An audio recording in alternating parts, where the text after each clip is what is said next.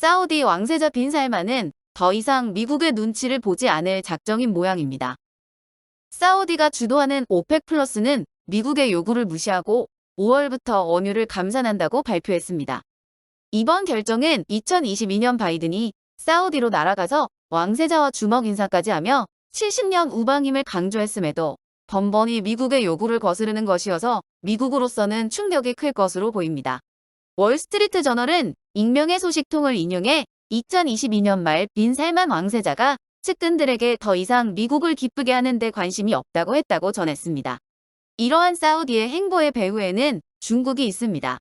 사우디는 지난 3월 29일 중국 주도의 상하이협력기구에 대화 파트너로 참여한다고 밝혔습니다. 또 중국의 중재 아래 7년 만에 이란과 외교를 정상화하고 4월 6일 베이징에서 두 국가의 외무장관이 회담을 진행했습니다.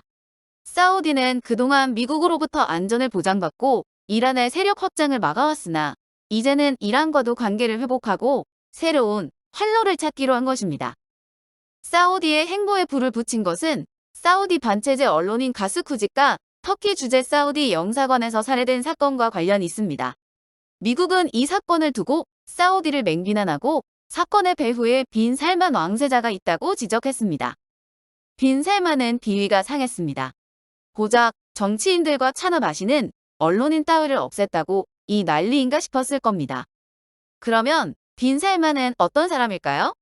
빈 살만은 태종 이방원처럼 사촌형인 제2왕세자를 왕궁으로 불러 감금하고 왕세자 자리를 내놓으라 한 후 자신에게 충성을 맹세하게 했습니다.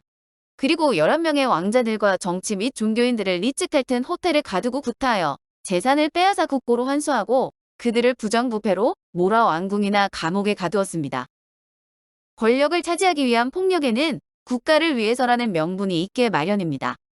20대의 빈 살만은 해외 유학파 왕족들의 기념사진에서 맨 끄트머리에 설 정도로 중요하지 않은 국내파 왕자들 중 하나였습니다. 요트를 타고 파티를 하는 왕자들과 달리 아버지가 왕이 아닐 때부터 지근거리에서 성실하게 행정을 익혔습니다. 어머니는 왕의 세 번째 부인으로 다른 부인들과 달리 사막 부족민이었습니다. 아버지의 첫째 아내의 아이들은 어린 빈 살만에게 유목민의 자식이라고 놀렸습니다. 하지만 기골이 장대한 빈 살만은 어릴 때부터 어린 사담니라고 불릴 정도로 성무된 성격을 지닌 야심가였습니다. 빈 살만은 석유 시대가 끝나가는 것을 압니다. 그래서 석유가 없어도 잘 사는 나라를 건설하려고 합니다. 그것이 비전 2030입니다. 석유 없이도 두바이처럼 사람들이 모이고 경제가 부흥하는 국가를 건설하려면 달러가 필요합니다. 한정된 원유로 달러를 더 많이 벌어들이려면 감산할 수밖에 없습니다. 게다가 중국, 러시아와의 협력을 위해서는 굳이 저유가를 유지할 이유가 없는 것입니다.